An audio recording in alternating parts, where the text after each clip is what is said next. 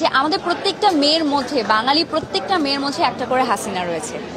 5ই August বিশেষ বিমানে শেখ হাসিনা পালাতে পারলেও শেষ রক্ষা হলো না নুসরাত ফারিয়া। পেরোতে পারেনি বিমানবন্দরের চৌকাঠও। রবিবার বিকেলে বাহিরে পালিয়ে যাওয়ার পথে হযরত শাহজালাল আন্তর্জাতিক বিমানবন্দরে পুলিশের হাতে গ্রেফতার হন। প্রাথমিক জিজ্ঞাসা শেষে তাকে পাঠানো হয় ভাটার থানায়। এখান থেকে নিয়ে যাওয়া হয় ডিবি কার্যালয়ে। জানা গিয়েছে 2024 সালের বৈষম্য বিরোধী ছাত্র আন্দোলনে চলাকালীন রাজধানীর ভাটারা থানায় হওয়া এক হত্যা চেষ্টা মামলায় 17 জন শিল্পীর সাথে আসামি করা হয় নুসরাত ফারিয়াতেও, যেখানে তিনি বৈষম্য বিরোধী ছাত্র আন্দোলনের বিপক্ষে অবস্থান নিয়ে আওয়ামী লীগের অর্থদাতা হিসেবে কাজ করেন। বঙ্গবন্ধু শেখ মুজিবুর রহমানকে নিয়ে তৈরি মুজিব একটি জাতির উপকার ছবিতে শেখ হাসিনার চরিত্রে অভিনয় করেন নুসরাত ফারিয়া।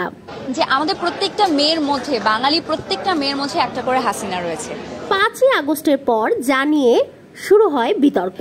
শেখ হাসিনার সরকার পতনের পর বঙ্গবন্ধুর বায়োপিকে অভিনয় করা প্রায় সব শিল্পীর নামেই করা হয়েছে মামলা। যদিও সামাজিক যোগাযোগ মাধ্যমে অনেকেই বলছে এক্ষেত্রে ব্যতিক্রম একমাত্র নুসরাত ফারিয়া এবং তিশা, যদিও তিনি অভিনয় করেন বঙ্গবন্ধুর স্ত্রী ফজিলাতুন্নেসা মুজিবের চরিত্রে। তার সরলতা, তার মিষ্টি ভাব, তার ইনোসেন্স এবং তার পরিবারের প্রতি ভালোবাসা, সবকিছু মিলিয়ে আসলে প্রত্যেকটা বাঙালি ঘরে একটা করে হাসিনা রয়েছে।